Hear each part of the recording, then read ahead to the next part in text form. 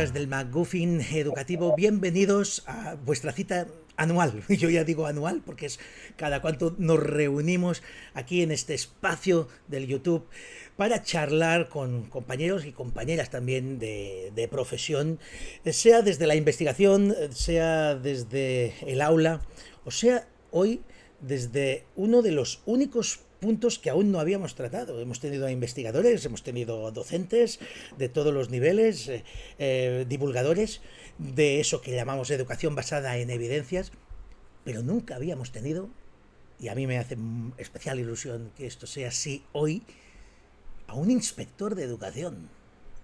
Casi nada. O sea, os presento a Miguel Ángel Tirado, doctor en Ciencias de la Educación, licenciado en Educación Física y máster en Informática Educativa. Ha sido profesor en la ESO, en el bachillerato, en la FP, enseñanzas de régimen especial y universidad. Ha ejercido de jefe de estudios, de director de IES. Y actualmente es lo que os digo, inspector de educación y también profesor en el máster de formación del profesorado por la Universitat de les Illes Balears. Experto pues en cuestiones de programación, evaluación, innovación y función directiva dirigidas a docentes. Y es especial porque traer a entrevistar sobre cuestiones docentes es curioso. A un inspector es como complicado, ¿no? Y más complicado aún si el discurso de ese inspector de educación se sale un poquito de la normativa que ese inspector de educación tiene que ir haciendo cumplir, ¿no? Es decir, es un inspector crítico con la ley, con el sistema, y a nosotros todo lo que sea crítico nos gusta, y más si se apoyan en evidencias. Y es que el trabajo de Miguel Ángel ha influido notablemente en el debate educativo en el ámbito hispanohablante, y especialmente por su capacidad para argumentar desde la evidencia y demostrar creencias muy extendidas. Miguel Ángel Tirado, sé bienvenido hasta este rinconcito del McGuffin Educativo. Muchas gracias y, bueno, muchas gracias por la confianza y por poder participar en este debate tan interesante. Esperemos que lo sea, estoy convencido de que va a serlo. Decía que eres una rara avis. ¿Eres consciente de esa etiqueta? Si me Bueno, la permites, ¿eh? no, bueno, no sé hasta qué punto soy raro. Sé que soy alto, porque tengo un poquito de altura física, ¿no? Pero, bueno, has comentado que sale un poquito de la normativa. Yo diría que va al centro de la normativa, porque el centro de la normativa educativa es el aprendizaje. Toma ya. Si tenemos en cuenta que el aprendizaje tiene que ser aquello que nos mueva a todos, los docentes, los inspectores, los equipos directivos, todos nos debería mover hacia el aprendizaje. Y por tanto, si eso está en el centro de la educación, estamos dentro de la normativa. Estamos dentro de la normativa. ¿Veis? Porque él ha llegado inspector y yo no paso de docente de aula. Pues porque está muy bien explicado, muy bien argumentado. Yo quisiera preguntarte, antes que empezar, ¿cuál fue, si lo hubo, ese punto de inflexión, esa experiencia concreta, si la hubo, que no lo sé, que te impulsó a cuestionar las metodologías dominantes en la educación actual? ¿Hubo una caída del caballo, un momento de dice, hasta aquí? Pues sí, ha habido algunas caídas de caballo. Unas cuantas, unas cuantas. Y ha habido varias. Diría, a ver, voy a, voy a por la primera, que la primera es personal. La primera es cuando yo estoy dando clase. Estoy dando clase y quiero introducir determinadas innovaciones. Porque claro, todo lo que decimos que estamos innovando, de innovación no tiene nada. Todo esto tiene muchos años. Es más, yo en aquel momento que intentaba innovar en mis tiempos de inicio de profesor, bueno, me pensaba que estaba innovando. O sea, después me di cuenta de que de esto ya tenía 100 años, ¿no? Lo que intentaba hacer, ¿no? Exacto, exacto. O sea, entonces fue cuando intentaba conseguir que los alumnos aprendieran a argumentar críticamente sobre el culto al cuerpo, porque yo soy de educación física. Muy bien. Entonces, la actitud crítica respecto al culto al cuerpo. Entonces, ahí me di cuenta de que nada podían criticar sobre el culto al cuerpo, ni ninguna actitud podían tener si no sabían una serie de conocimientos, no tenían una serie de conocimientos sobre aquello. Necesitan saber un poco un poquito de fisiología del ejercicio, para entender que pues la grasa se utiliza como fuente de energía en determinados tipos de ejercicio aeróbico. Necesitaban saber una serie de cosas. Entonces, claro, ahí me di cuenta que, bueno, pues un aprendizaje por descubrimiento de entrada igual no me permitía que los alumnos llegaran a ejercer el pensamiento crítico. Necesitaba una enseñanza un poquito más estructurada y después sí buscar esas actividades de indagación para profundizar en lo que sabía. Porque las actividades basadas en la indagación son muy, muy potentes para profundizar en lo que hemos aprendido de forma estructurada, pero no para aprender lo que aún no sabemos. Entonces, y esa fue la primera caída del caballo. Ahí hice, bueno, pues ahí hice investigación, hice la tesis doctoral sobre esta cuestión. Quise investigar en aula, investigación en aula. Y entonces llegué a una serie de conclusiones, ¿no? Posteriormente, ahora unos 4 o 5 años, hubo aquí un congreso de innovación educativa. Recuerdo que me dijeron que estuviera a la mesa de evaluación de la innovación y no conseguí que me dejaran hacer la primera pregunta. ¿Cómo fue eso? Explícalo. Esto hay que explicar. No nos dejes ahora con la miel en la boca. Si se puede explicar, hasta donde puedas explicar. ¿Qué sí, pasó? no. Simplemente como sabrán todos los que nos están escuchando, cuando se hace una mesa de debate en un congreso, pues tú primero con las personas con las que tienes que estar en la mesa, pues pactas una serie de cuestiones, ¿no? Y unas dinámicas, ¿no? Ahí me tocaba la parte de evaluación. De hecho, pedí que si no estaba en la parte de evaluación, yo no quería participar en el congreso. Entonces, claro, cuando me reuní con ellos, eran 4 de 4 centros diferentes que estaban en la cúspide de la innovación.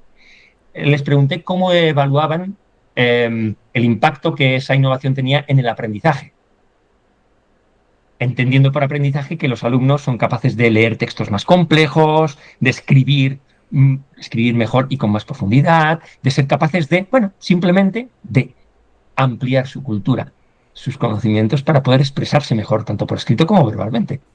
Entendiendo por esto el aprendizaje, qué impacto, cómo evaluaban el impacto. Claro, realmente lo que me pidieron fue, a ver, no empieces con esta pregunta, ¿no? Ahí comprendí que había alguna cosa que igual nos estábamos perdiendo. Después algunas visitas en algunos centros, bueno, pude visitar algunos de estos centros y sí que pude comprobar yo mismo a la hora de ver algunos escritos y cómo leían los alumnos en las evaluaciones que hago como inspector, pues pude observar que el aprendizaje no se estaba produciendo en la medida que se debía producir. Los inspectores tenemos la posibilidad de evaluar la función directiva y una de las cosas que a mí me gusta hacer es, bueno, estar en aula, ¿no? Y ver el aprendizaje, ¿no? Realmente un centro, un proyecto de dirección funciona cuando consigue que haya mejor aprendizaje, ¿no? No más papeleo acumulado Correcto. en el despacho. Por tanto Y lo quiero a 1,5 con Arial 12. Hay inspectores, hay que decirlo. Son muy tiquismiquis con la cuestión, digamos, burocrática y de final, ¿no? Y se ponen mucho en cuestiones puramente anecdóticas de lo que debe ser el documento, ¿no? La documentación nos tiene que servir para poder planificar y llevar a cabo mejor nuestro trabajo. En el momento que tanto procesos de evaluación como procesos de planificación de alguna manera pues, se van más allá de este objetivo y no te permiten una funcionalidad y centrarte realmente en el aula, bueno, pues entonces hay que reflexionar sobre ello. Qué maravilla escucharte y la de anécdotas que nos podrías contar de ese mundillo. ¿Cuál consideras que es el mayor malentendido que existe hoy, a día de hoy, sobre cómo aprenden los alumnos? Yo diría que el primer... Hay varios, pero hay uno, por ejemplo, que tiene mucho que ver con el diseño universal para el aprendizaje, bueno, el DUA. Sí, el famoso DUA. Claro, se basa en una premisa que es que los alumnos, cada alumno aprende de una forma distinta. Y por eso hay que personalizar la enseñanza, ¿no? Y yo bueno, no es que desde mi punto de vista, la investigación avala que no existen los estilos de aprendizaje. Cierto. Que hay más cosas que nos hay más cosas comunes que nos unen que cosas que nos separan en la manera de aprender. Es Y que curioso eso, ¿eh? realmente, y que realmente el elemento que hace diferente a los alumnos cuando aprenden es lo que ya saben, es decir, sus conocimientos previos. Por tanto, claro, unos enfoques que se centren en los estilos de aprendizaje realmente, desde mi punto de vista, lo que están haciendo es poner más barreras al aprendizaje. Y sobre todo, atacar el elemento central de la escuela pública, que es la igualdad de oportunidades. Esto es una cosa que, mira, ya me he puesto hasta un poquito más serio cuando hablo de la cuestión, ¿no? Ya. Eh, Porque es una de las principales, bueno, de las principales razones de ser de la escuela. Conseguir que los alumnos, independientemente del lugar y contexto en el que han nacido y crecido, puedan tener las mismas oportunidades de acceso a la cultura. ¿Mm? Es, es el elemento central, desde mi punto de vista. Eh, Estaba oyendo lo de los conocimientos previos, cómo a partir de esos cada alumno puede construir su propio aprendizaje. Quizás tendríamos que empezar dentro del debate, no sé si opinas igual que yo, a definir bien lo que es constructivismo y separar el constructivismo que nos llega desde la ciencia cognitiva, del cual no hay la más mínima duda, es decir, evidentemente todos construimos nuestro propio conocimiento, por tanto, somos constructivistas desde un punto de vista de creación de conocimiento en nuestro cerebro cognitivo, ¿no? Pero de ahí al salto de fe que muchas veces se nos pide desde el constructivismo pedagógico, que tiene el mismo nombre, pero aunque parezca que venga de ahí, en muchos casos no solo no viene de ahí, sino que es completamente lo contrario de lo que la ciencia cognitiva te dice que tendrías que hacer para ayudar a construir eso. ¿Estás de acuerdo que tendríamos que empezar Bueno, quizás a separar conceptos de constructivismo bueno, malo? Es decir, vamos a ver. estoy completamente de acuerdo. De hecho diría que, como ha pasado también, como pasa ahora con la neurociencia, ¿eh? O sea, Sí. lo que está pasando, igual que pasa con las teorías psicológicas bueno, y sociopsicológicas, ¿no? Como, lo que se ha hecho ha sido muchas veces una interpretación sesgada cuando se ha llevado a la educación. ¿Eh? Por ejemplo, uno de los elementos centrales del constructivismo se podría decir que es el aprendizaje significativo, ¿no? Uh-huh. Pero claro, aprendizaje significativo o el aprendizaje activo. Vale, muy bien, vamos a hablar de esto. ¿Qué significa? Aprendizaje activo no significa que tú tengas que estar en movimiento Exacto. mientras estás aprendiendo. Es decir, ¿el leer es activo o es pasivo? Pregunto, bueno, pues ¿es activo o pasivo? Pues depende. ¿Pero de qué depende que leer sea activo o pasivo? Bueno, pues depende, para empezar, de si estoy atento a lo que estoy leyendo. Esto para empezar. Que Muy tenemos un problema concreto. con la Con la atención, atención, sí, muy sí. importante. La atención es la puerta del aprendizaje. Si no estamos atentos a lo que escuchamos, a lo que tocamos, a lo que leemos, a lo que escuchamos, no podemos aprenderlo, porque no podemos conectar nada. Tenemos que estar atentos. De hecho, a nosotros nos pasa, también te habrá pasado al ver pues bueno, en verano, que coges una novela después de Sí. comer, estás leyendo y cuando llevas una página te das cuenta de que, ostras, tengo que volver a donde estaba. Pero estoy leyendo. Es Sí, decir, sí, estuviste leyendo, pero no entraste en la historia, ya está. por tanto, Sí, la sí. atención es lo primero para que el aprendizaje pues, sea activo, ¿no? Después, evidentemente, tienes que tener algo con lo que conectar. Es decir, tú tienes que poder comprenderlo. Sabemos que cuando hay menos de un 95% de palabras que tú no entiendes, no vas a poder comprender el texto. ¿Vale? Y esto es muy fácil. Aquí nos ponen un texto complejo de física y posiblemente lo leeremos, estaremos atentos, pero no comprenderemos nada porque no podemos conectar. Entonces, esto sería el otro gran elemento para que el aprendizaje realmente sea activo. Después, evidentemente, está el querer. Tú tienes que querer leer o tú tienes que querer aprender. Y aquí entramos en el tema de la motivación, que nos daría para una charla larga. Una Porque charla ¿qué es solo. el primero? ¿Qué es lo primero? El huevo o la gallina. Es decir, Exacto, exacto. es el conocimiento el que te llamas conocimiento. Cuando tú sabes de algo porque resulta que te está generando interés por aquel algo, ¿no? Si me encanta el motociclismo, es que voy a tener más interés por seguir aprendiendo de motos. el conocimiento es la palanca más potente Es para la gasolina, ¿no? De ese motor. para la motivación. Entonces, claro, cuando vamos al aprendizaje significativo, que significa justamente que aquello que estoy leyendo o escuchando tenga significado para mí. Exacto. Por eso es significativo. Para eso tengo que conectarlo. Me gusta utilizar el ejemplo del chiste, ¿no? El chiste, cuando te cuentan un chiste ostras, el chiste no lo pillas, ¿no? El chiste no lo pillas porque no está siendo significativo para ti, ¿vale? Vale, no lo pillas. Entonces, cuando el compañero o la compañera que te está contando el chiste te dice Miguel Ángel, pero tú lo has pillado. Te está haciendo un traje. Porque tú dices, te haces así como una risita y dices, bueno, sí, claro, intentas cambiar de tema, pero no lo has pillado. Es una apariencia de que lo has pillado, como la apariencia de aprendizaje que muchas veces Que estamos muchas veces promoviendo. tenemos en el aula, es verdad, es verdad. Entonces es cuando te da una pista y tú conectas, y es cuando el alma se te libera, porque lo encajas y lo has comprendido. Hay una chispa preciosa, ¿no? Sí, sí, sí, cierto. Que te permite conectarlo con lo que ya sabes. Entonces, claro, aprender a aprender. Bueno, aprender a aprender, bueno, cuanto más sabes, más puedes aprender, que narices. Es decir, el aprender a aprender justamente es esto, ¿no? Ampliar la cultura para poder aprender más. Claro. A mí me gusta el enfoque que hace Héctor Ruiz Martín en su libro Aprender a Aprender, ¿no?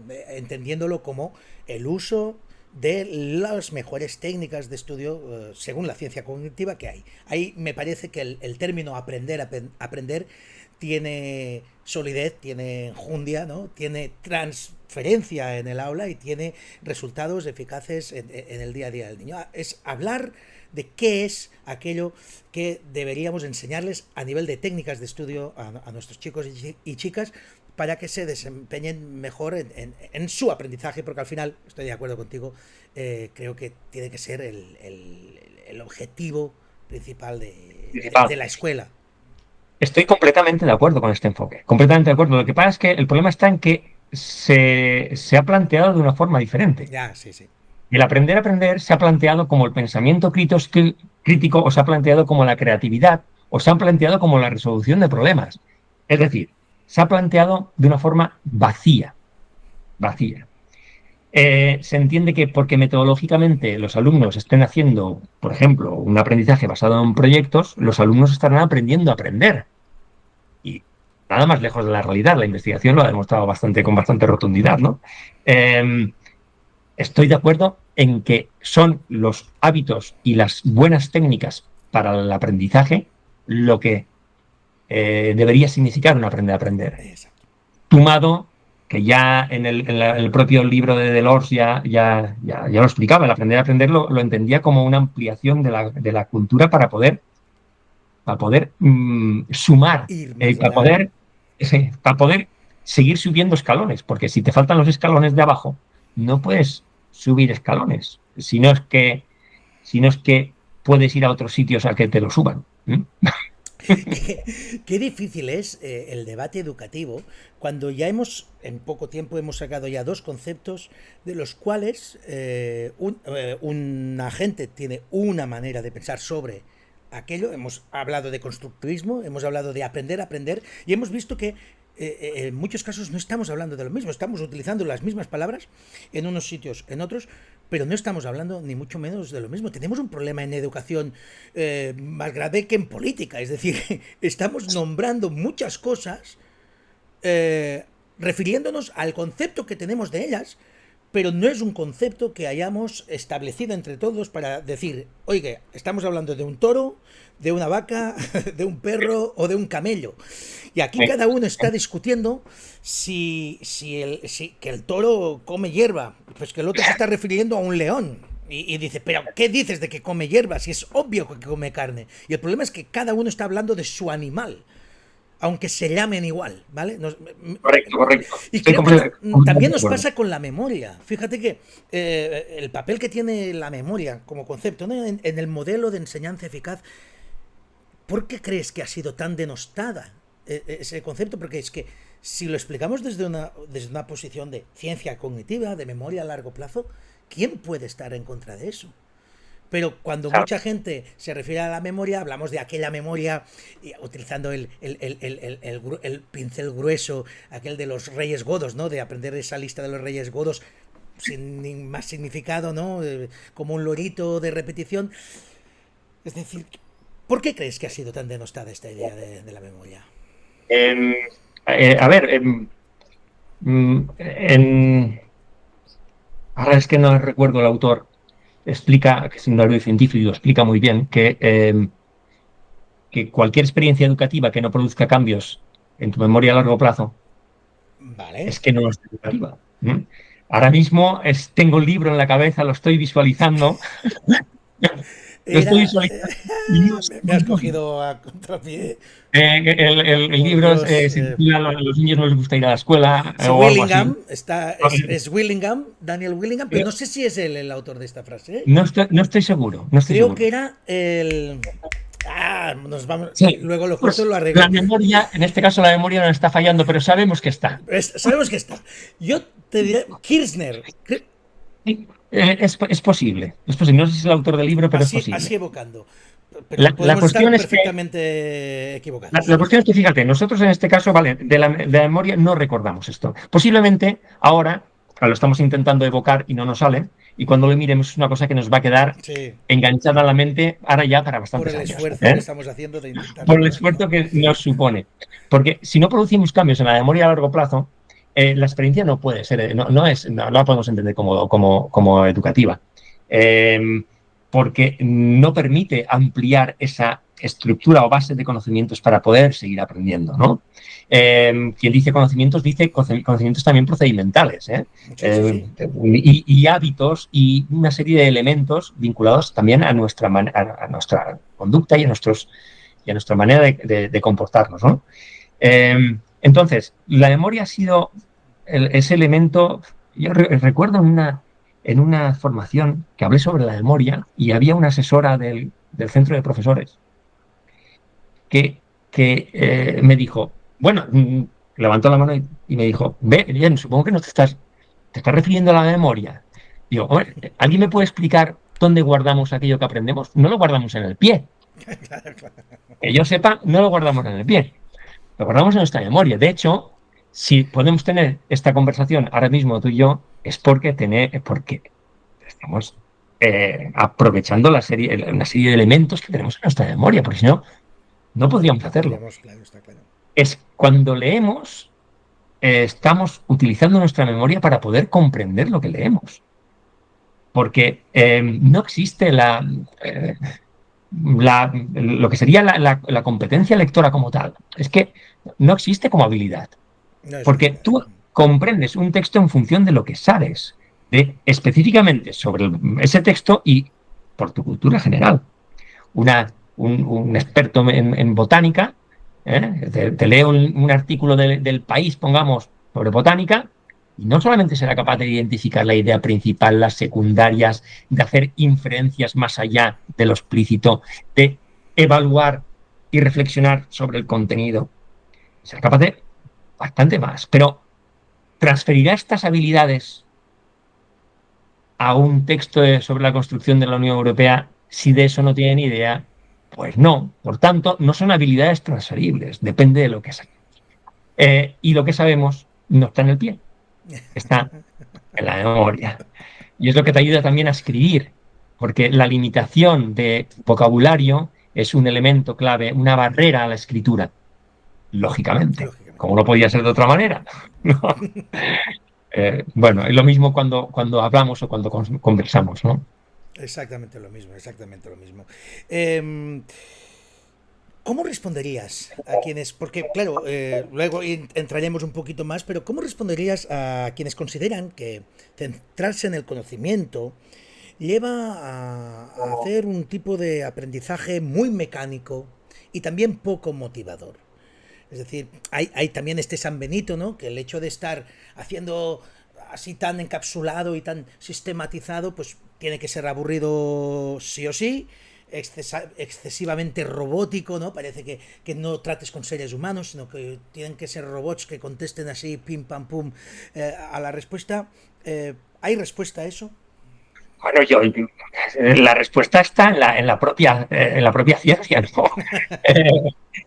Eh, todos aprendemos de más simple a más complejo, de vamos de lo concreto a lo abstracto.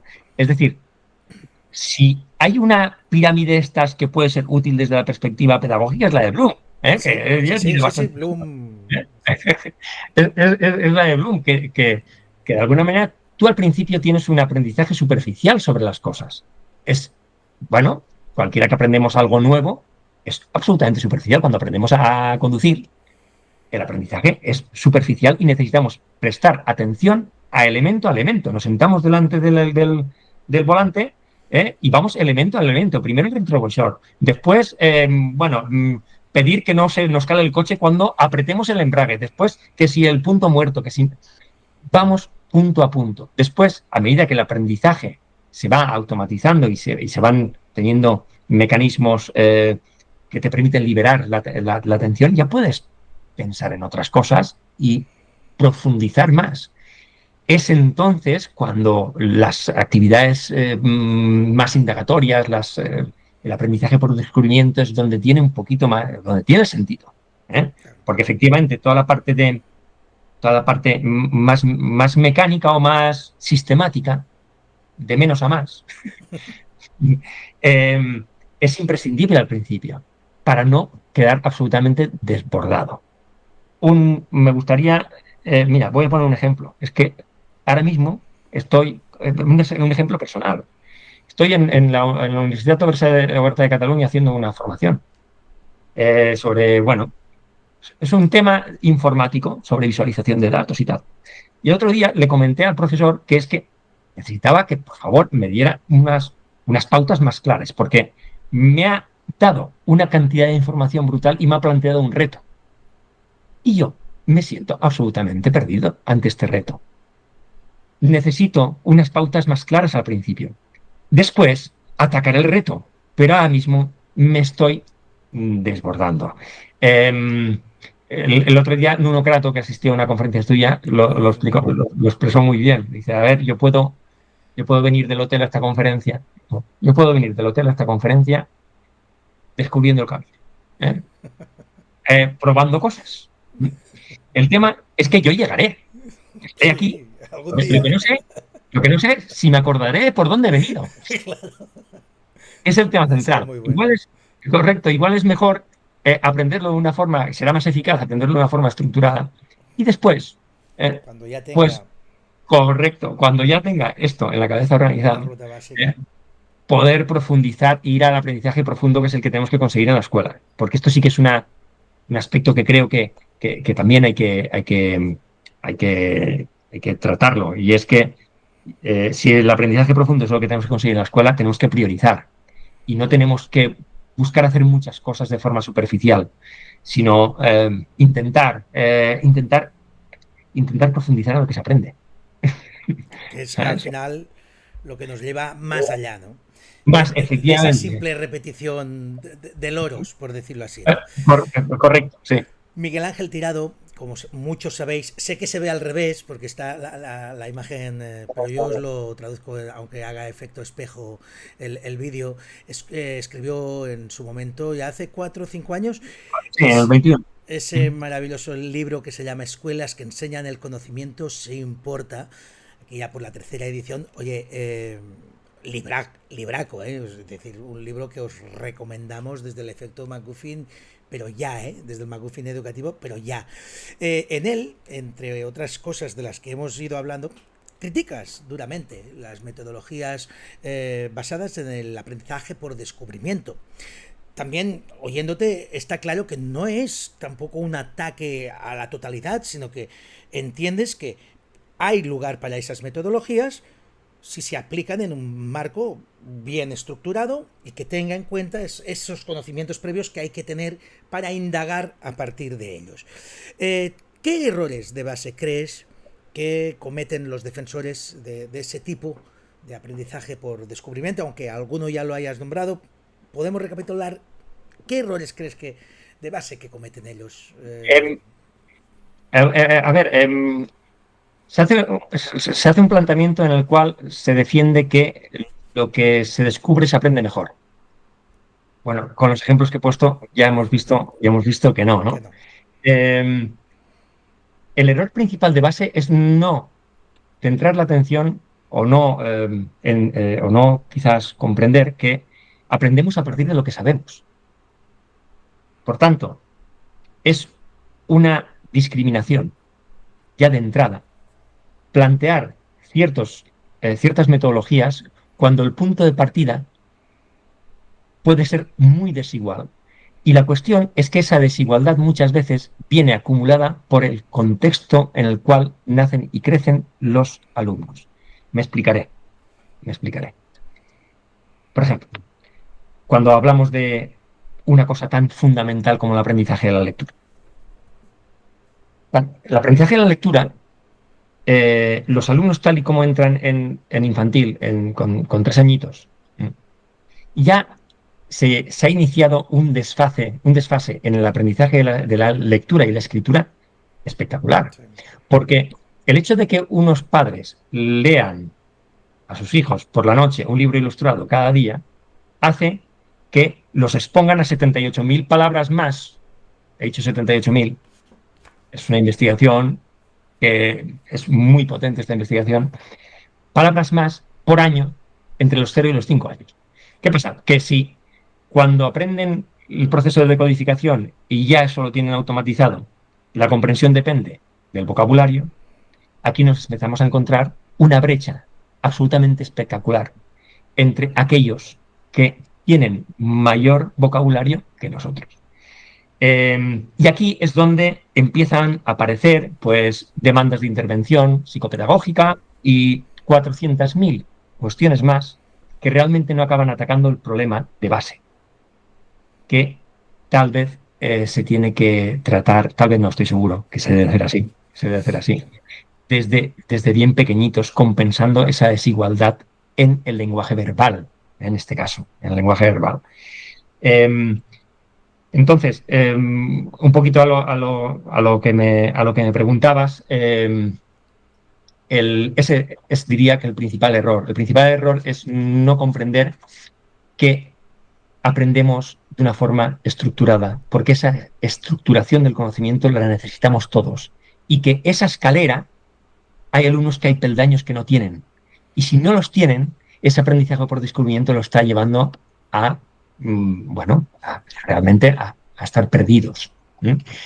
Es cierto que puede parecer que aprendan porque hacen un gran proyecto colectivo, pero una cosa es aprender y otra cosa es parecer que se aprende, que es diferente, El aprendizaje finalmente, aunque lo hagas en determinados momentos de forma cooperativa, que es muy potente cuando haces de forma cooperativa con determinados objetivos, donde hay esa ayuda entre iguales,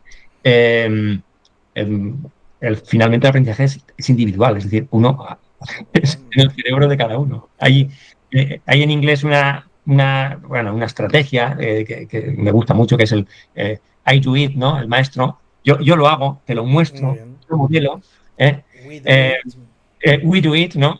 Lo hacemos conjuntamente y así te puedo rectificar y ayudar y ver dónde están tus errores. Y después you do it, ¿no? Ya vamos hacia una práctica más independiente. Ahí es donde tiene encaje el aprendizaje por descubrimiento. Cuando llegas a este punto, antes no.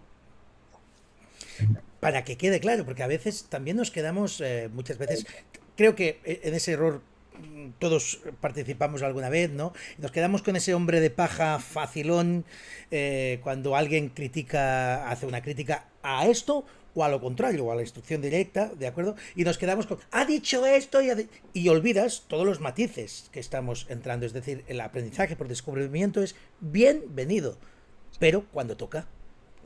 Cuando toca. Igual que no haríamos raíces cuadradas con niños de 3 años. Pues ya está. Sí. No hay más. O sea, tampoco hay más secreto.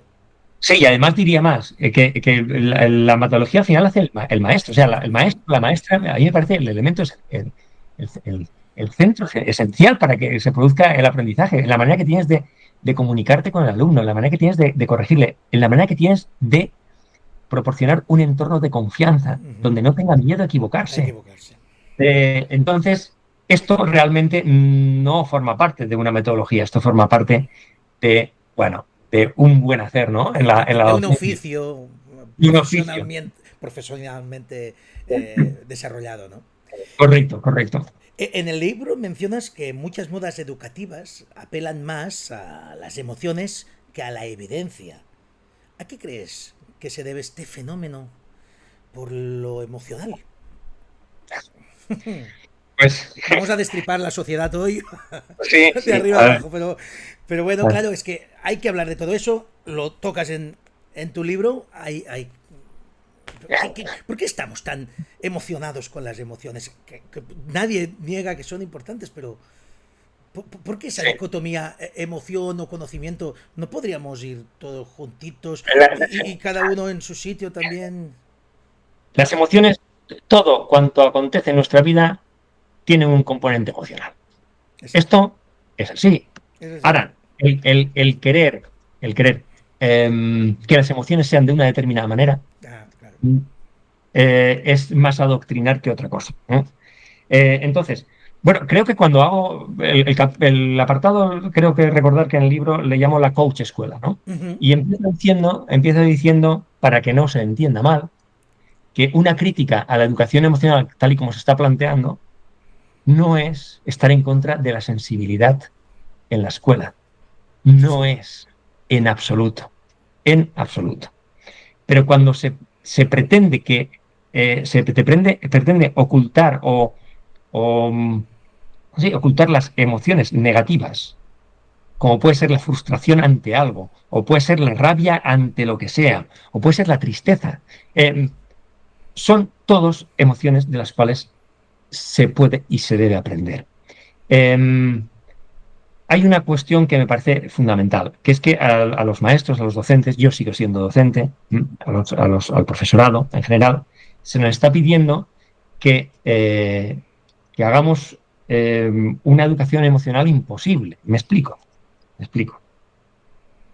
Em, un, bueno, un profesional de la psicología nos diría que hay que ir a las causas que provocan aquella emoción de tristeza desesperada, por decirlo de alguna forma, ¿no? Hay que ir a la causa, pero es que la causa muchas veces, en la mayoría de ocasiones, está fuera. La causa está fuera. Y nosotros no podemos profundizar en esas causas ni modificarlas, porque son externas. Lo que sí que podemos hacer es asegurarnos de que en el entorno en el cual están con nosotros se sientan con confianza, se sientan bien, se sientan emocionalmente preparados para poder aprender, ¿m? Y se olviden de determinados contextos en los cuales están viviendo y creciendo muchas niñas y muchos niños, que es absolutamente, bueno, que es en contextos de pobreza, en contextos de violencia, etcétera, etcétera.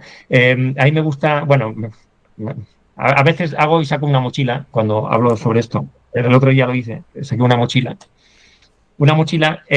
porque se habla de la mochila emocional de los niños. Los Ujú. niños vienen con una mochila emocional, Sí, sí. vienen con una mochila emocional.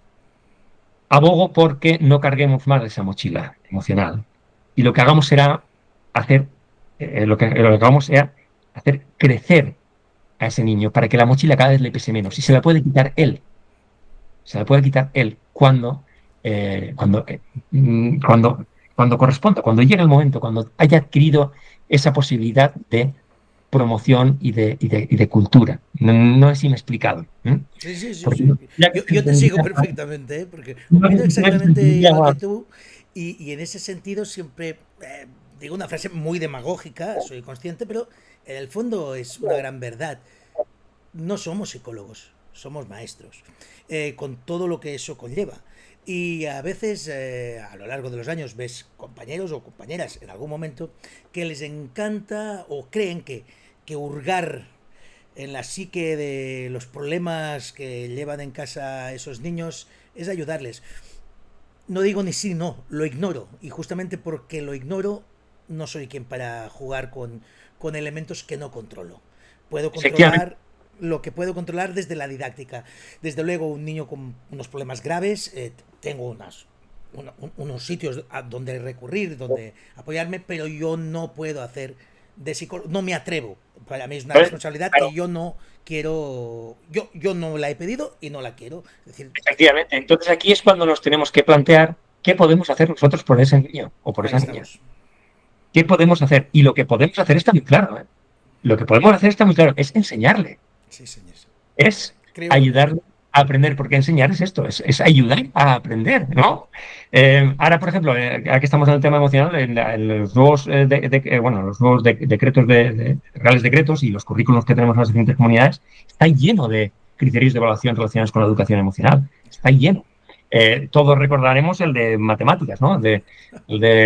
El criterio de evaluación que dice, pues, que, bueno, que el alumno de alguna manera mejore su autoconcepto matemático, ¿no? Yo me pregunto si quizás mejorar su autoconcepto matemático si les enseñamos mejor matemáticas, ¿no? Quizás porque te sentirás más eficaz en ello, más eficaz, ¿no? Percepción de autoeficacia, ¿no? exacto, exacto. Y entonces también me sorprende que haya criterios que tengas que valorar cuestiones como la empatía, por ejemplo. Eso ¿Eh? sí, es muy... Y Lo he claro, leído y me encantó, ¿no? Es decir, sí, ¿cómo evalúas eso? sí, ¿cómo evalúas eso? Es más, aquí te preguntas muchas cosas, ¿no? Primero, ¿se puede evaluar la empatía? Esto uno. Una. Dos, ¿una persona poco empática puede evaluar la empatía? Claro, eso Eso es otra cosa. Y es un después, problema. ¿no sería poco empático valorar negativamente la empatía? No sé, se me plantean muchas preguntas. Te ha, te ha salido el Miguel Ángel tirado de la otra parte. Ya sabes de quién hablo aquí, ¿eh? Es decir, me ha gustado mucho eso. Eso te lo compro y me lo quedo con tu permiso porque me ha gustado mucho cómo lo has ido hilando. Hablabas antes de la importancia de la estructuración en todo lo que hacemos en el aula.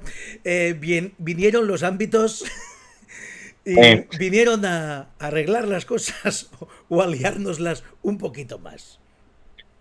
bueno, los ámbitos. A ver, justamente, si lo que se pretende es una cosa con la que estoy de acuerdo, es buscar enfoques interdisciplinares, bueno, es que lo hemos hecho siempre, ¿eh? Uh -huh. En educación física, mis compañeros de ciencias sociales, de geografía e historia, cuando abordamos la orientación, ellos desde la perspectiva más teórica de planos, yo desde la perspectiva práctica, y después evaluamos conjuntamente haciendo una actividad conjunta, o con biología, bueno, o música cuando hacemos actividades de expresión corporal vinculadas.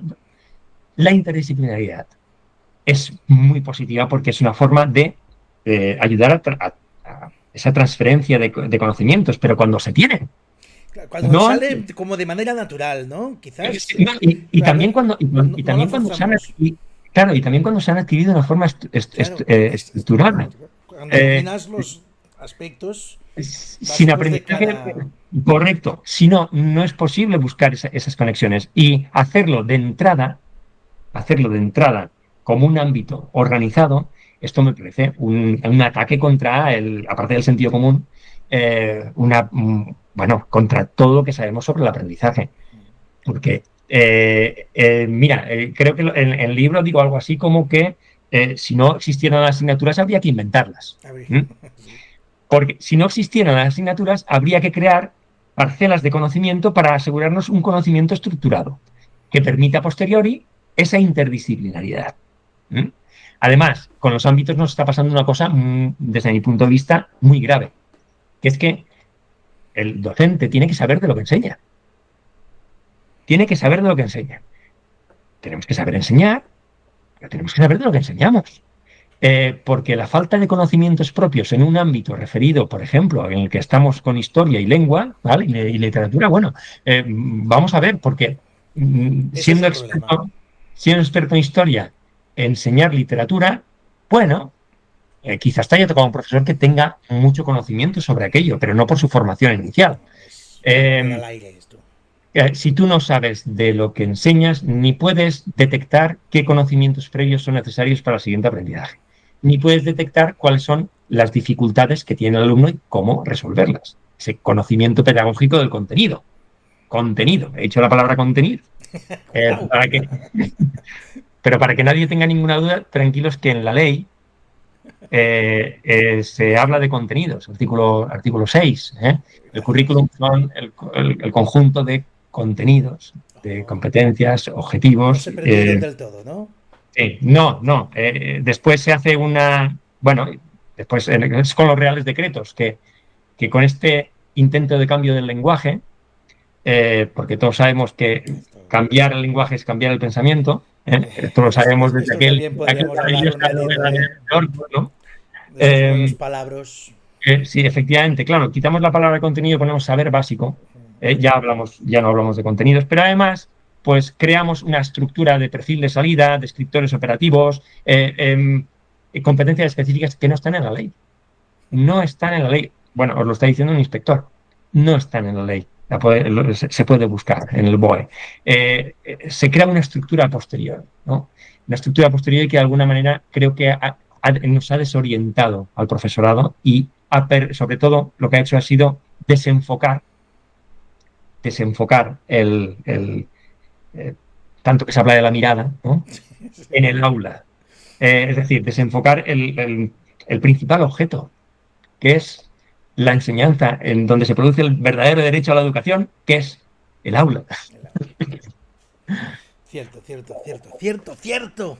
¿Qué papel? Perdón, quería preguntarte que defiendes el papel de la instrucción explícita. En medio de todo este marasmo, está claro que vas por ahí. ¿Qué elementos clave, qué ingredientes no pueden faltar en una buena sesión de enseñanza directa? ¿Cuáles destacarías? Va. De mi punto de vista son cosas que todo el profesorado, sin tener conocimiento sobre en qué consiste una buena instrucción directa, sabemos por la propia experiencia. Que es que cuando entran en clase, lo primero que tienes que tener claro es qué van a aprender. Es decir, aquella clase que vamos a aprender, ¿no? Muy Y, bien. El objetivo, claro, ¿no? efectivamente, o el objetivo, sí. Aquella clase que vamos a aprender, que van a aprender los alumnos. Después, evidentemente, la conexión con los conocimientos previos, bien de la anterior clase, bien de sesiones anteriores, bien del curso anterior. Y eso hacerlo no es el docente el que lo recuerda, es el que lo hace evocar con buenas preguntas. Para mí, el arte de la docencia está en las buenas En las preguntas, buenas ¿no? preguntas. Claro. En las buenas preguntas del arte de la docencia, esa interacción continua que tienes con los alumnos para tratar de hacerles evocar, bien individualmente, bien por parejas, bien con mil cosas que puedes hacer en aquel momento de los 2 minutos para poder traer aquello que necesitarán para poder conectar lo que van a aprender en aquella sesión. Por tanto, eso sería la siguiente, ¿no? Después, evidentemente, pues los profesores, el profesorado, los maestros, maestras, conviene que expliquemos bien. Explicar bien es importante. Muy importante, sí. Quien dice explicar bien, dice modelar bien.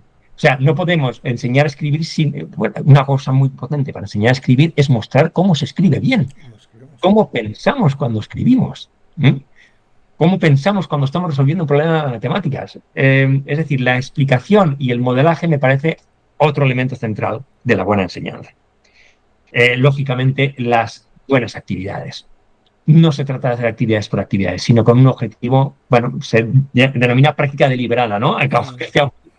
Hacia un objetivo muy claro, ¿no? Con una secuencia clara y progresiva que permita a los alumnos ir subiendo los escalones. Porque esto les da confianza. Porque resulta que cuando saben que el docente diseña bien la estructura y lo han experimentado más veces, confían y saben que subiendo los peldaños irán aprendiendo. Claro. Eso me parece fundamental. Evidentemente, la buena corrección, el ser capaces de identificar los errores y ayudar a los alumnos a ser conscientes de ellos.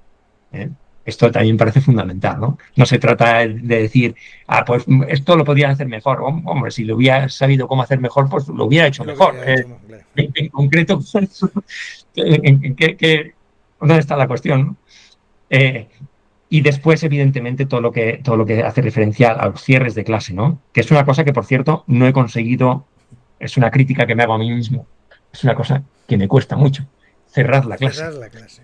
Cerrar la Bueno, clase. es pecado de muchos, ¿eh? Es decir, me pongo en tu grupo también muchas veces, ¿eh? El Que, cerrar la clase que implica, pues, no evocar yo lo que se ha trabajado, sino justamente hacerles evocar a ellos, ¿no? Y ahí utilizar, a mí me gusta mucho utilizarlo, la escritura, ¿no? muy bien. La escritura me parece una herramienta potentísima para el aprendizaje y creo que la utilizamos poco, ¿no? Que en una oración sean capaces de en una oración simplemente sintetizar la idea principal que se ha trabajado en la clase, en una oración, pues me parece pues, una actividad muy potente que llevo Muy muchos años buena. haciéndola. Cuando Cuando puedes cerrar la clase, por decirlo así. Cuando hay tiempo para cerrarla. Otro de los temas favoritos tuyos, bueno, favoritos o no, es el de la tecnología en el aula. Ah, sí, sí, sí. Tenemos que hablar, Sí, porque ya sí. sabes que es un debate abierto a día de hoy. Te muestras crítico con el uso indiscriminado de esa tecnología en el aula. Yo casi te haría dos preguntas en una. Una es, ¿qué riesgos detectas en esa digitalización escolar que sigue o no un criterio pedagógico y qué papel? Porque al final, eso sí, están aquí, viven con nosotros, nosotros ahora estamos aprovechándonos de ellas fantásticamente bien. Pues qué papel deberían jugar esas pantallas y dispositivos digitales en la educación básica. Si es que deben tener alguno, yo opino que sí, pero es decir, claro, como siempre, en el matiz, ¿no? En la letra pequeña es donde quizás encontremos las respuestas. ¿Cómo lo ves, Miguel Ángel? Pues te agradezco mucho esta pregunta porque la verdad esto es lo que se suele decir, ¿no? Agradezco la pregunta. Me ha gustado mucho esta pregunta. Me gusta esta pregunta. Da para bastante esta pregunta. A ver, para empezar, supongo que todo el mundo entiende que no es lo mismo la tecnología a los 5 años que a los 7, que a los 10, que a los 15. Supongo que esto es muy fácil de comprender. Pongámoslo como Eh, un punto importante a destacar. A mí, yo no creo que sea menor lo que acabas de decir. Porque no, en muchas discusiones metodológicas todo el mundo está defendiendo un método, el otro, el de más allá, y nadie nombra de qué tipo de niños están hablando. Volvemos a lo mismo. Si me defiendes el aprendizaje por descubrimiento desde la universidad, ok. Si me lo defiendes con un niño de 7 años, cuidado.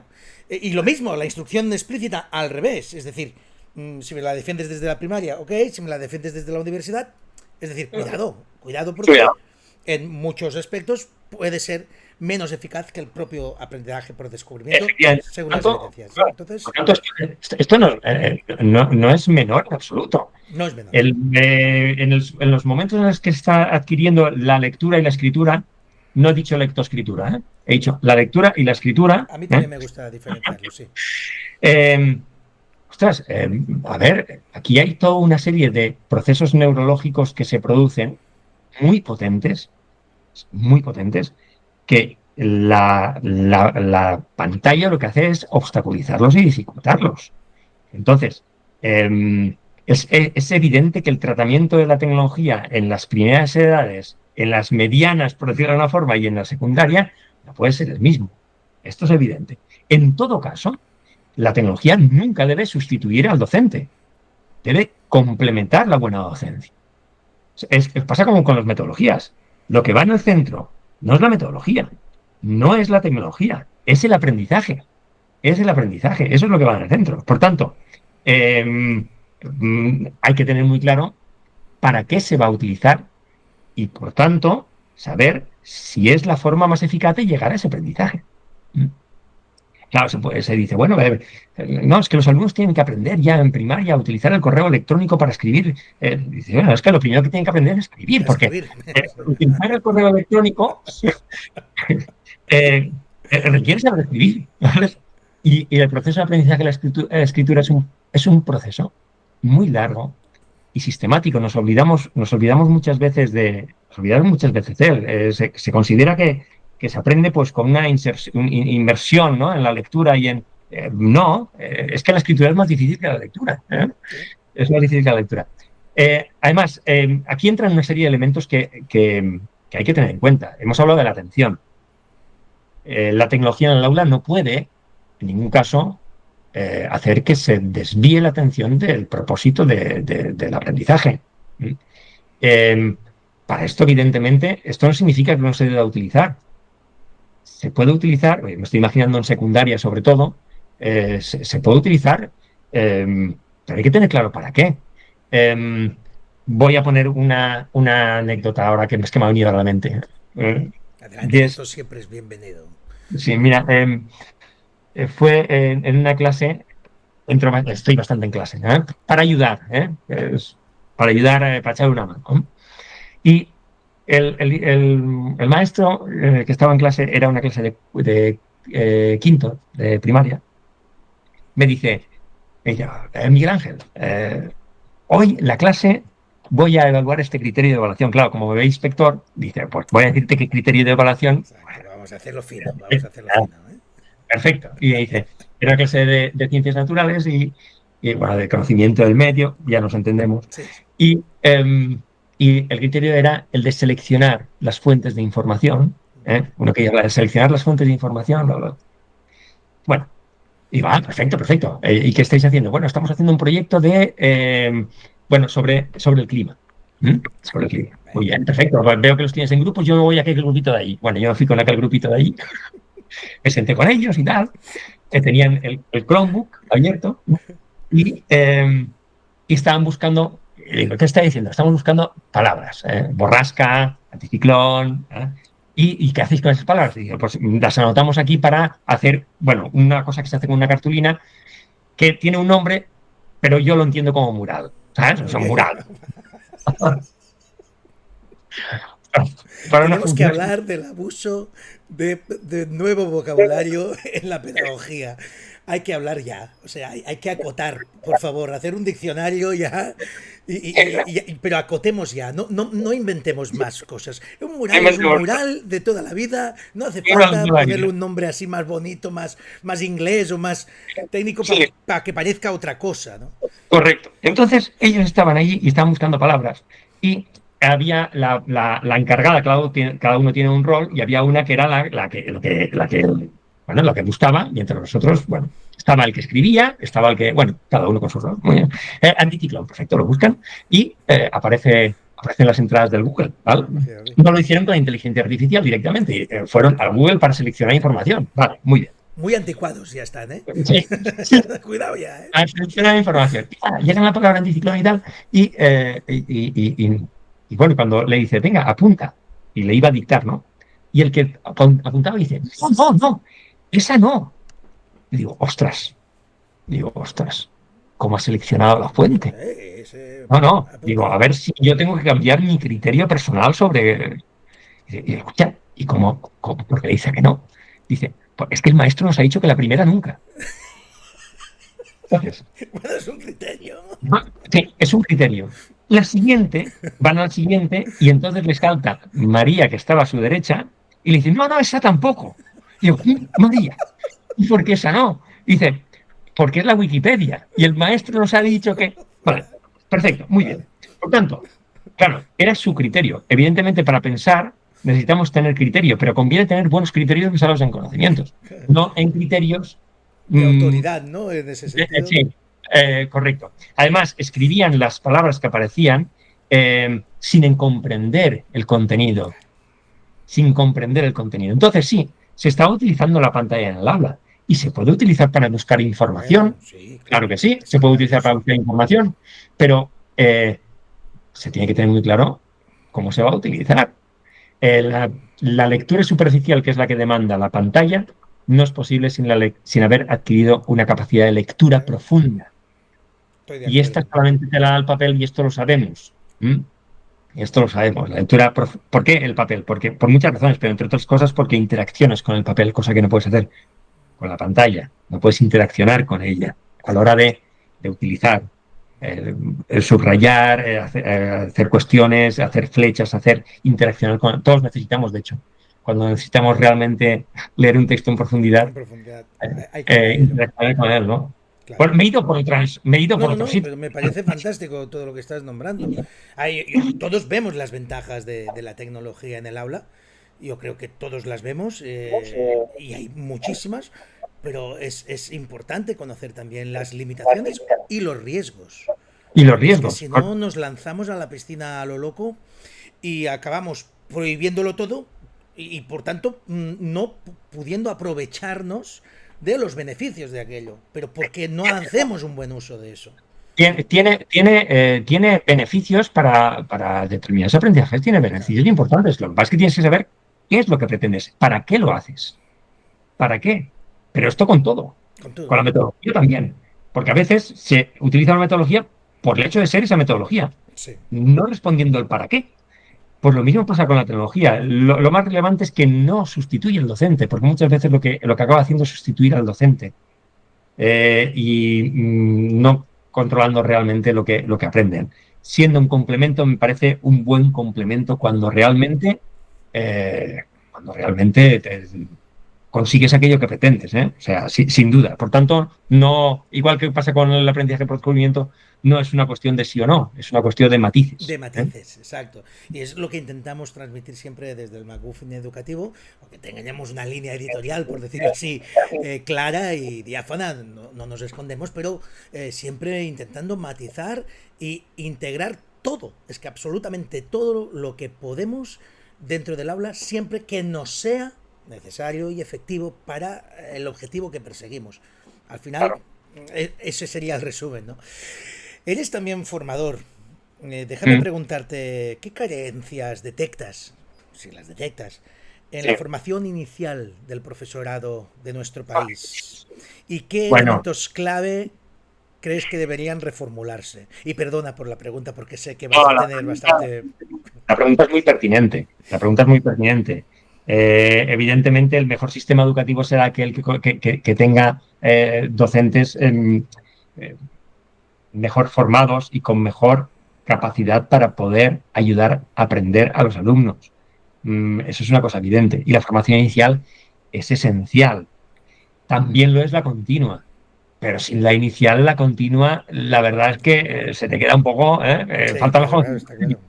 Ah, Entonces, si nos vamos a infantil y primaria, eh, yo encuentro a faltar, o echo de menos, poner el acento en lo relevante. Hay muy poca carga lectiva sobre el aprendizaje de la lectura, es algo que no pueden de la perder. escritura, del desarrollo del lenguaje verbal. Hay muy poca, hay muy poca carga lectiva. Y además, y esto no lo puedo aseverar porque son simplemente, bueno, cuando he hablado con algún maestro o maestra que ha salido de las pertinentes carreras, ¿no? Por tanto, no puedo aseverar que esto sea así por todo, porque seguro que no va a ser por todo igual. Pero además, a veces enseñan métodos de aprendizaje, por ejemplo, de la lectura, que sabemos que en ningún caso benefician a todos los alumnos, como puede ser el método global, Global. o puede ser el método global. Que el método global tiene sentido pues para el aprendizaje de palabras familiares, pero sin un método fonético bien estructurado, eh, pues además, de alguna manera paralelo o complementario a todo el desarrollo del lenguaje verbal para el vocabulario, pues difícilmente se adquiere un niveles de lectura adecuados, ¿no? Eso, Lo eso mismo, se, lo perdona mismo pasa. que te interrumpa, porque esto se lo pregunté a Julián Palazón, en la entrevista que tuve con él el año pasado. Eh, ¿Cómo podemos estar obviando en qué momento, con perdón, se jodió todo el sistema, ¿no?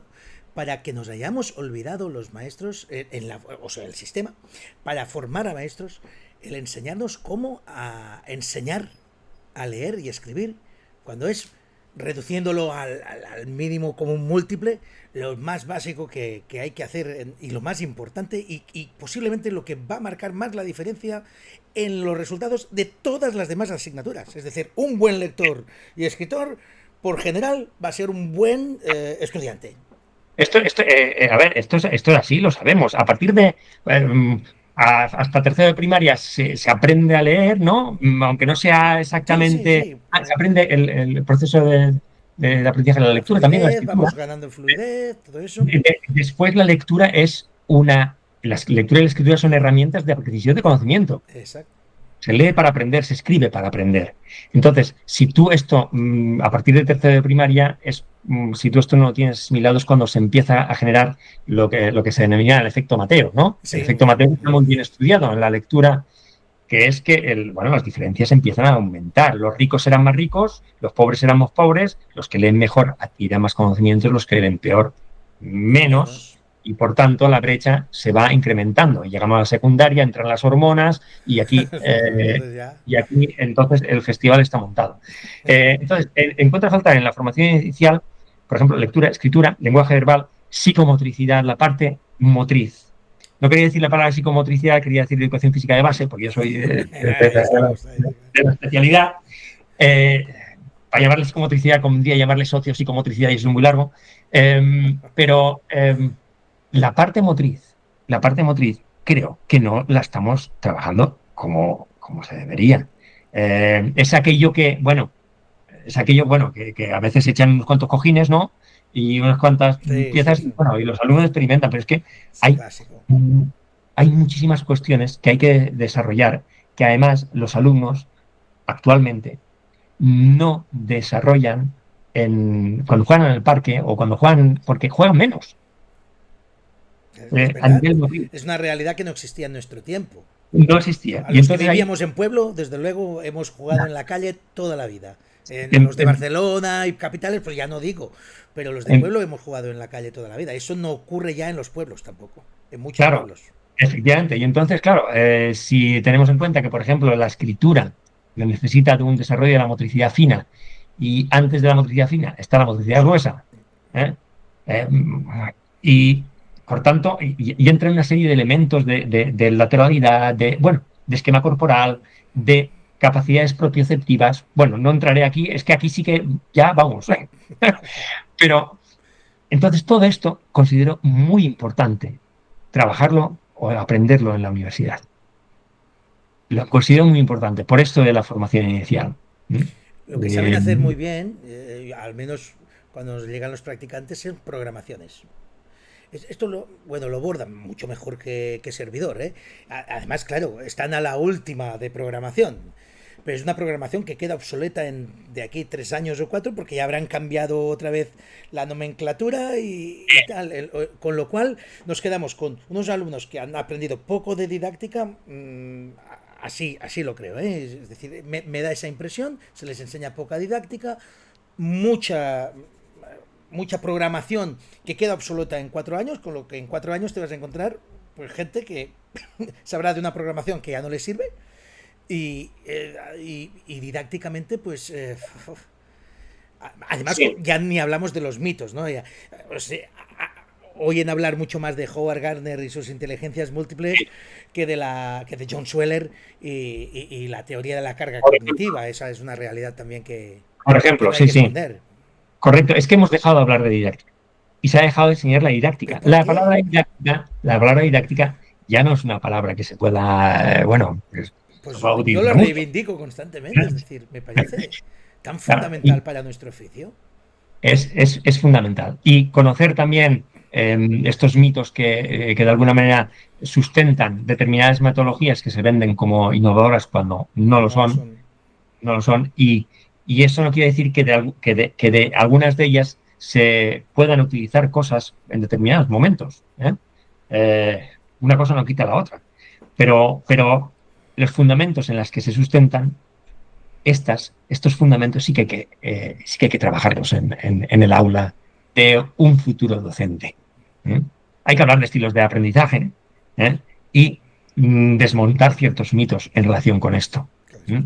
De las inteligencias múltiples hay que hablar también, ¿eh? Y Claro, claro, desmontar pero para mitos desmontarlo, no para crearlo como criterio de evaluación en algunos concursos de oposiciones de algunas comunidades autónomas de este país, que utilizan como criterio de evaluación que el opositor nombre y defienda las inteligencias múltiples. Eso ocurre a día de hoy.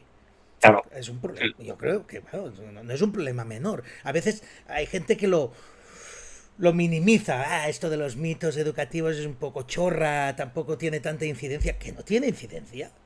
O sea, en una parte del recorrido profesional de muchos docentes la tiene. Cuando un docente, a mí me han escrito compañeras de otras comunidades diciéndome, estos son los criterios y uno era el de la inteligencia. ¿Qué hago? Es que sé que es falso, sé que es un mito, pero tengo que defenderlo porque si no, no me ponen bueno, nota. entonces, claro, haces lo mismo que muchas veces hacen en el aula, apariencia de. Mi recomendación es, vea por el punto. Tú eres apariencia. consciente que no lo vas a aplicar en el aula, por tanto, no hay un peligro real de que vaya a pasar nada. Es decir, pues vea por el Claro, punto que vamos a hacer. Lo han montado así. Pero es claro. terrible, es terrible. Es como hacerte trampas a ti mismo. Es como ir en contra de ti mismo y no poder defender con argumentos de peso una posición contraria a algo que ya está desmontado de hace tiempo. ¿Eh? Claro, claro. Bueno, y sobre formación, y si quieres cerramos este punto, Sí, sí, sí. sobre formación, claro, después tenemos la formación de los docentes de secundaria, Muy ¿no? bien. Eh, la formación del máster es mejorable, bastante mejorable. Eh, ya que estoy, puedo opinar sobre la idea esta que se quiere plantear de hacer bueno, una especie de grado de Sí, muy bien. ¿Qué secundario, opinas de ¿no? eso?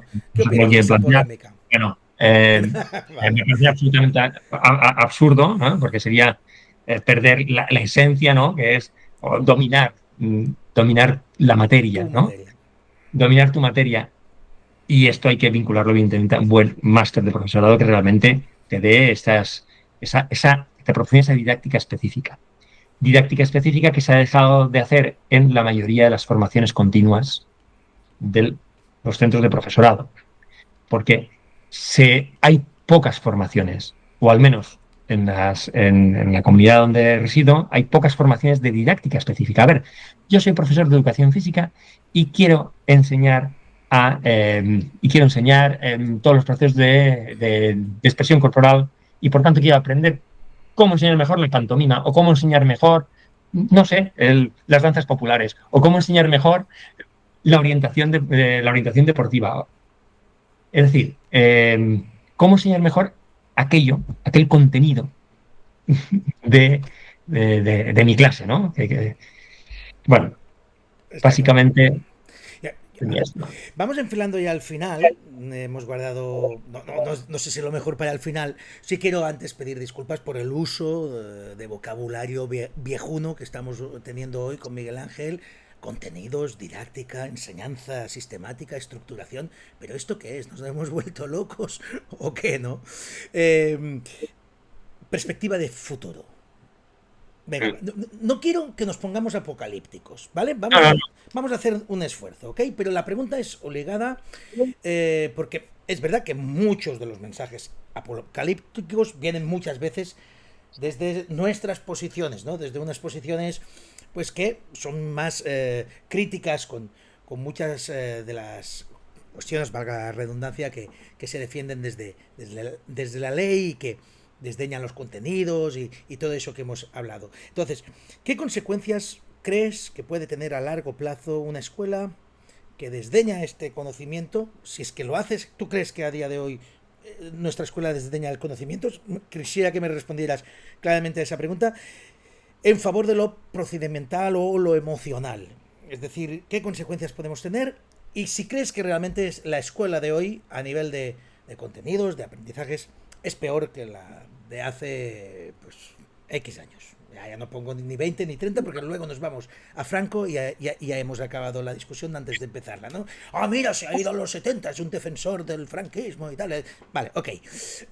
Bien por escucharme, ¿no? Pero quiero decir, ¿entiendes? ¿Crees que la cosa ha ido a peor? ¿Eres de los que opina así? ¿Querrías, crees que sí, pero con matices? Bueno, va. Me has dicho muchas cosas aquí. Sí, sí, sí, Aquí hay, te he metido caña ya para... ¿no? A Te ver, las he metido todas ahí al final. Pero bueno, eh, a va, ver, poquito a poquito si quieres. Va, empezaré por el final. va, empezamos por el final. Empezaré por el final. Somos Em, peores hoy que hace 20 años, Bien, que no, estábamos en cuando- democracia, lo recuerdo para que nadie se ofenda, ¿vale? claro, a ver, hay cosas que hemos mejorado. ¿Ok? Tenemos, Nómbralas, por favor, si puedes nombrar alguna, más que nada por poner. hay muchas cuestiones que hemos mejorado. Hemos mejorado, bueno, el nivel de alfabetización general de la sociedad. Muy Esto bien. es un aspecto que es indudable, ¿eh? Es indudable. Eh, eh, es decir, ya nos encontramos el nivel de analfabetismo que nos encontramos hace una serie de años. Esto es una cosa que es indudable. Por tanto, evidentemente ha habido mejoras, ¿no? Ha habido mejoras y aquí es donde quisiera, mm, quisiera plantear una cuestión. Y es lo siguiente. en la siguiente. A ver, ¿qué significa el graduado en eso?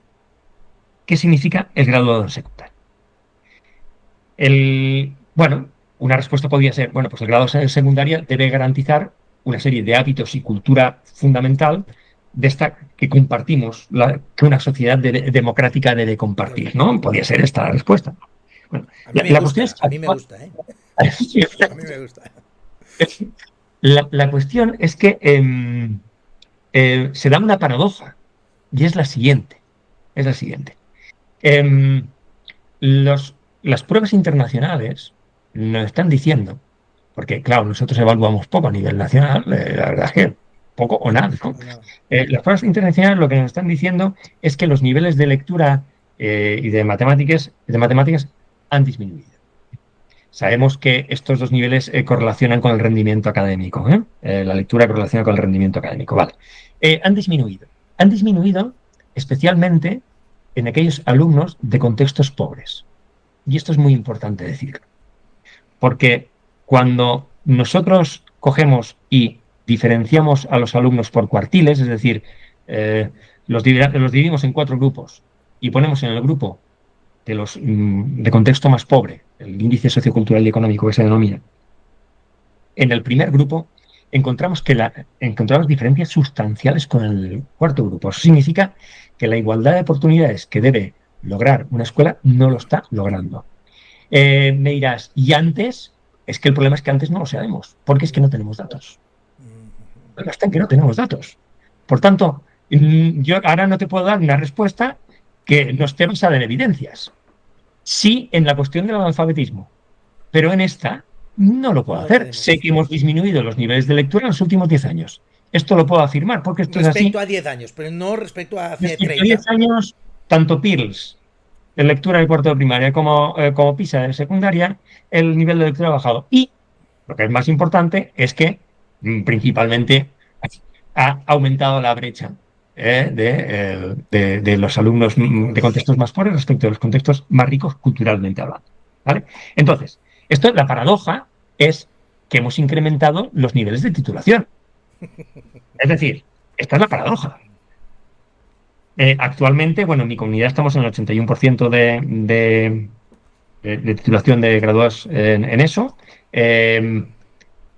pero hemos disminuido los niveles de lectura. Los últimos resultados de matemáticas han sido un desastre en TIMSS y también en PISA.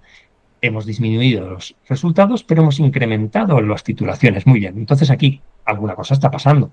Tenemos que reflexionar sobre ello. Por lo tanto, este sería el primer elemento. Claro, ya hace unos cuantos años que estamos desarrollando determinadas metodologías o se están potenciando determinadas metodologías que se centran en el aprendizaje competencial. Estoy esperando que alguien, por favor, me explique qué significa una competencia, porque la entiendo en el ámbito de la formación profesional en el cual he enseñado. Tú sabes cambiar la rueda de la bicicleta o no la sabes cambiar cuando tienes un parche. Las competencias profesionales son perfectamente evaluables, ¿no? y definibles. Claro, exacto, Y definibles. ¿Puedo cambiar el cable del freno? No, no lo puedo cambiar. ¿Vale? Pero las competencias en el ámbito de la educación básica es un elemento que ha entrado con mucha fuerza y lo que ha sido, bueno, ha entrado para desplazar al conocimiento, a los contenidos. Ahora se dice, no, es que las competencias no son posibles sin contenidos. Bueno, pues ya va siendo hora pero si vamos más allá, es que ¿qué es una competencia?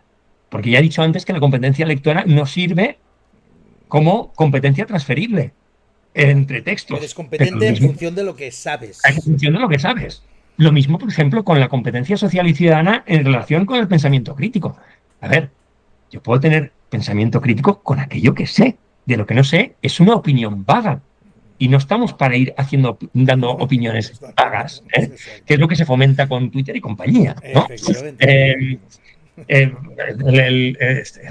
Ya lo diré, la investigación está, el efecto Dunning-Kruger, ¿no? Sí, que cuanto menos sabes, más crees que sabes, ¿no? Y por tanto, cuanto menos sabes, menos consciente eres de todo cuanto ignoras, ¿no? Y por tanto, más valeroso te sientes para poder ir expresando opiniones de una forma absolutamente clara. Entonces, claro, el centrar en unas competencias que no sabemos realmente qué son, porque yo las defino en el libro de una determinada forma, pero es que llegará otro y las va a definir de otra forma. ¿Mm? Volvemos a los palabras Eh, de Y nuestros cada uno, profes, y eso es cada uno las terrible. define de una forma, Exacto. y porque son, Otra manera son de no llegar nunca a ningún acuerdo porque estamos discutiendo muchas veces de cosas correcto. diferentes. Yo muchas veces me he planteado a ver si es que no lo entiendo porque no me han enseñado por competencias. Me lo planteo, me lo planteo. Sospecho que no va a ser ese el problema. Mira, mira qué te digo. Me lo planteo. Y claro, si no estamos fijando bien el objeto de aprendizaje, pues entonces pues la cosa no puede ir bien. ¿Eh? Porque si la lectura hemos dicho que es muy importante, la escritura también, y esto depende de lo que sabemos, pues ostras, pues aquí hay un problema. ¿Eh? Hay un problema. Eh, entonces, esto referido a esta cuestión. Después, a ver, buenos maestros ha habido siempre. Sí, por suerte. Y malos maestros ha habido siempre. También por mala suerte, sí. Vale, Y siempre, lo siempre los ha seguirá habido habiendo. y siempre los ha habido. Es más, los buenos maestros realmente es independiente de la ley que tengan. Por suerte o por desgracia, las leyes tampoco tienen un impacto tan grande en el aula. Las buenas maestras siguen poniendo el acento en lo importante, que es que los alumnos aprendan, ¿eh? Aunque a veces lo tengan que hacer de una forma un poco, bueno, pues Doy fe, ¿eh? Doy fe de eso, es terrible, lo he comentado alguna vez en otros encuentros y doy fe que por sí, desgracia a veces tienes que hacer como los cristianos en las catacumbas, como hablábamos antes off record, escondiendo, de escondidas, lo cual es bastante patético, también tengo que decirlo, ¿eh? sí, efectivamente, en la clandestinidad, En la ¿no? clandestinidad, Correcto, correcto. terrorífico Eh, llegar a y, eso. y después, bueno, esta, yo soy, bueno, quiero lanzar un mensaje optimista, Venga, respecto de esto, y es que, como he comentado, el derecho a la educación se da en el aula, y en el aula cada docente. Cada docente tiene un gran poder, dentro del aula. Tiene un gran poder dentro del aula. Y esto no es modificable por ley. por leyes que van cambiando cada cambio de gobierno. Sí. Y también, por otro lado, eh, podemos estar tranquilos porque esta dicotomía, este debate que tú y yo, o esta conversación que tú y yo estamos teniendo, esta conversación, porque hace 100 años no había estos medios digitales, Exacto. pero esta dicotomía existe desde hace más de 100 años. Tiene auges, tuvo un auge en los años 20-30, sobre todo en Estados Unidos, Cierto. muy fuerte, con la escuela progresiva, ¿no? Tuvo un auge potentísimo en los años 60-70, sobre todo en la zona de Europa y también en Estados Unidos. Es decir, que tiene momentos de auge donde se da esta dicotomía, que ahora también la tenemos y que todo va volviendo después a, a su cauce hasta que se vuelva a producir. Nos olvidamos de lo que ha pasado, por eso es tan importante la historia, del conocimiento de la Ahí historia. estamos. Porque si no todo parece nuevo y no nos estamos inventando nada. Has aprovechado que el Pisuerga pasaba por Valladolid, ¿verdad? Y es verdad, es que conocer la historia nos vacuna un poco de sorpresas. Y Claro, claro, claro. bueno, no es tan sorpresivo lo que ocurre muchas veces porque ya ha ocurrido 100 veces antes. Simplemente tú no estabas. Y ya está. Es la única diferencia. Pero por desgracia o por suerte, por lo que sea, los mecanismos sociales los vamos repitiendo una y otra vez y la historia, para bien y para mal, muchas veces Sí, se repite. sí, Eh, efectivamente. déjame terminar con una última pregunta. Sí. ¿Qué mensaje te gustaría transmitir a docentes jóvenes que se inician en este oficio? Que pueden estar confundidos pues, por modas, presiones, a veces presiones institucionales. Yo me he callado, yo tengo que decirlo, porque en algún momento tengo que decirlo, ¿vale? No te lo tomes a personal, ni mucho menos, ¿eh? Ni mucho menos, porque tengo algo bonito para decir para terminar la charla de hoy, pero eh, hablabas antes de la más titulación que nunca, ¿no? Del número de titulaciones más que nunca. No te quiero poner en ningún brete, por tanto es mi vivencia y la vivencia de muchos compañeros y compañeras también de secundaria, cuando han querido suspender a más de 2 alumnos por aula, Mm. de manera merecida, por supuesto, han tenido la visita de inspección diciéndoles que nanay del Paraguay, que hay máximo 2 suspendidos por clase. Esa es una realidad que en Cataluña tenemos. No sé si en toda Cataluña. Yo puedo hablar de mi pequeña realidad, de mi entorno del sur de Cataluña. No digo ni provincia de Tarragona. Esa es una verdad que en muchos institutos no es una leyenda urbana. Es decir, lo ha vivido mi hermana, que trabaja en instituto, lo hemos vivido también en otros coles donde he estado. Es decir, a veces el papel del inspector ha sido venir a decir que no pueden haber más de X suspendidos por clase. Por tanto, si tenías, y es un decir, en el estado 6, pues coges a los 2 peores de estos 6, y son los que quedan suspendidos, los otros 4 son suficientes, que no son reales. Quiero decirlo porque es una verdad que todos también decimos con la boca pequeña y entre nosotros, porque parece que estamos, al decirlo, estamos pues como diciendo la gran barbaridad. Creo que es una gran barbaridad que ocurra, pero está ocurriendo. ¿Vale? No es ninguna pregunta. Solo es porque al decirlo de la titulación, pues si querías alguna explicación, yo creo que muchos docentes, compañeros y compañeras, la tenemos muy clara. Y es que la figura del inspector aparece muchas veces para decirnos que no puede repetir más de un número de alumnos. Lo dejo ahí. Yo te agradezco la reflexión. Yo lo que sí que tengo muy claro es cuál es el papel de la inspección educativa. Eso sí que lo tengo muy claro. Tengo muy Defiéndelo claro que el ahora. papel de la inspección educativa, que tiene un papel muy relevante desde mi punto de vista, es de ayuda. Es de ayuda. A ver cómo lo puedo explicar. Si el verdadero derecho a la educación se da en el aula, todos los agentes, la inspección educativa incluido, lo que debemos de hacer es conseguir que se den las mejores condiciones para que se dé ese aprendizaje. Ahí estamos. Los equipos directivos deben de facilitar que las maestras y los maestros del profesorado puedan realizar su trabajo en las mejores condiciones. Las consejerías de educación tienen que facilitar los recursos necesarios para que los equipos directivos puedan.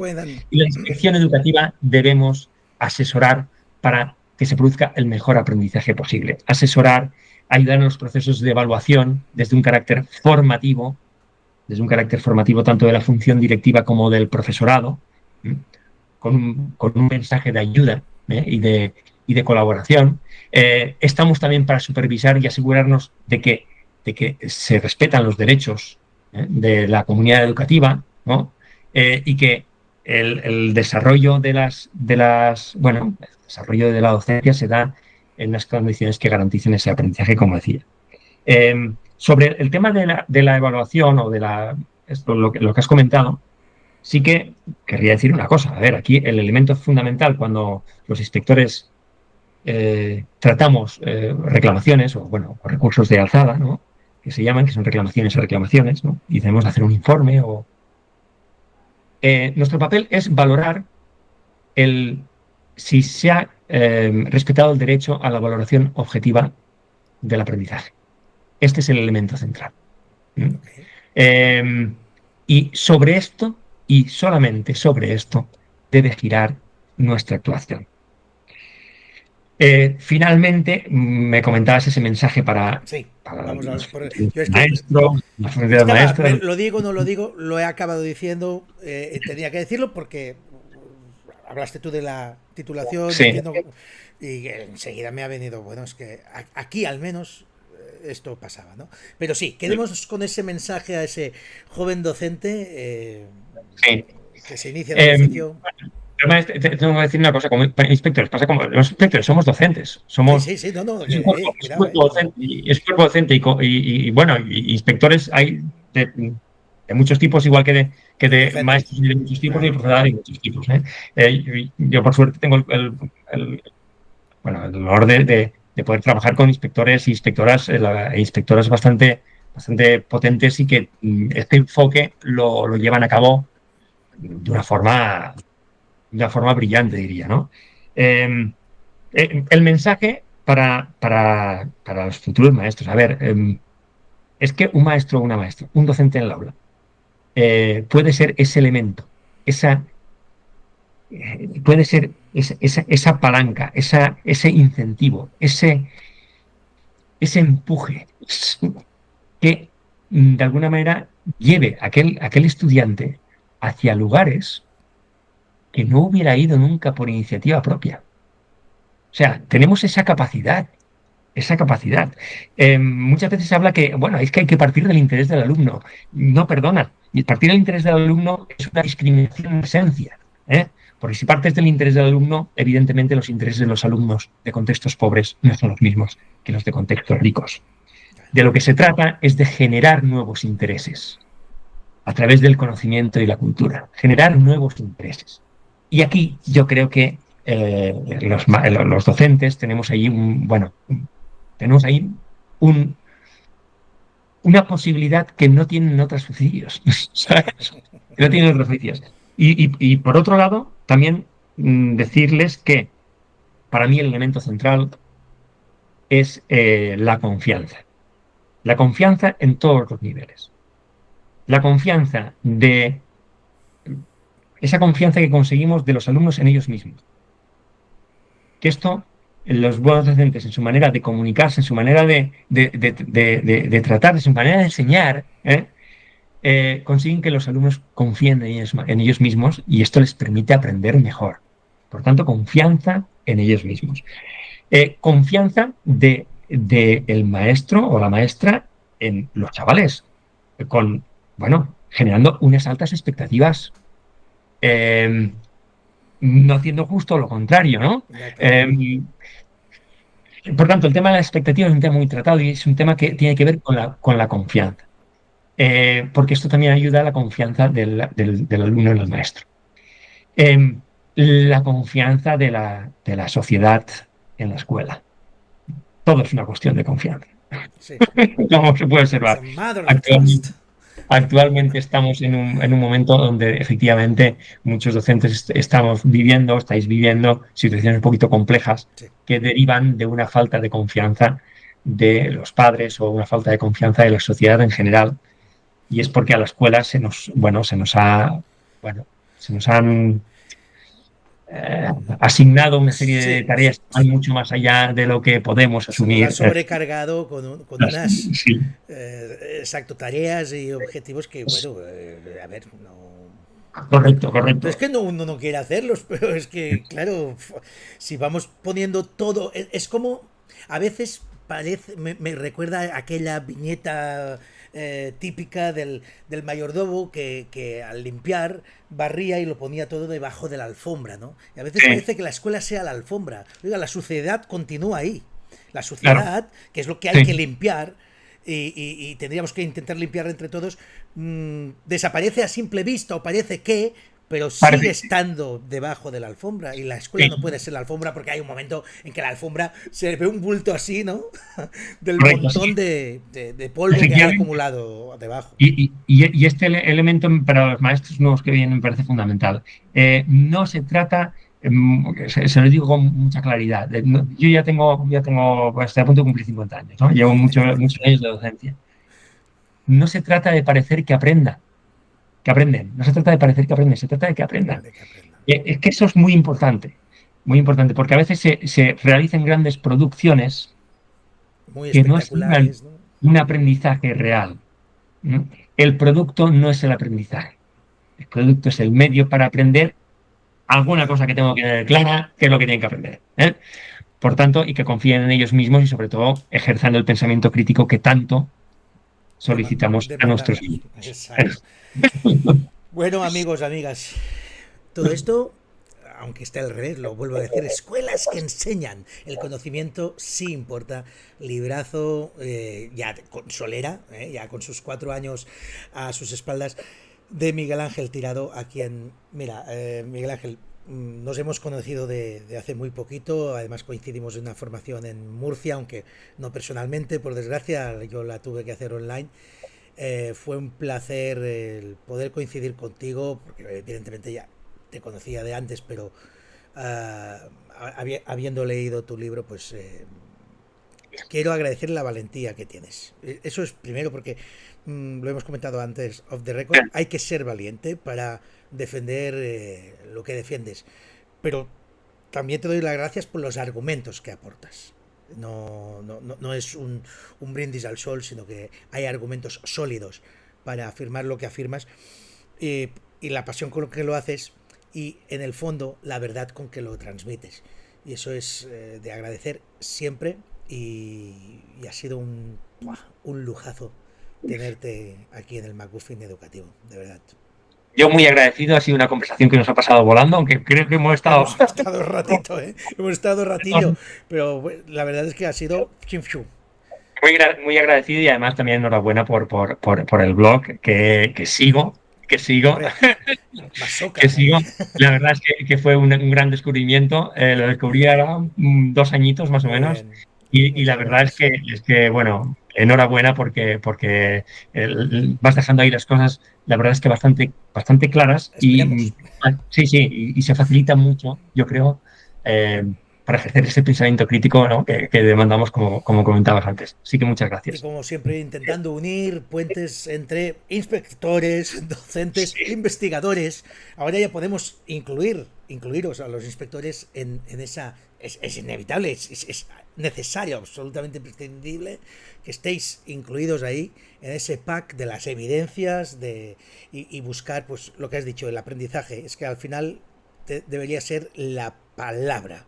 sí, Y es así que no debe permitir ningún concepto diferente. Creo que cuando todos hablamos de aprendizaje, creo que todos sí, estamos hablando más o menos de lo mismo. sí. Otra cosa es que luego lo pongamos arriba de todo como objetivo máximo, y otro como, bueno, algo que si a más se da, pues mejor que mejor, pero bueno, que tampoco es lo más importante. Ahí podrían haber discusiones aún, ¿no? Bueno, Miguel Ángel, un abrazo. Gracias. Muchísimas gracias, y vuelve cuando quieras. Esta es tu casa. Muchas gracias. Adiós.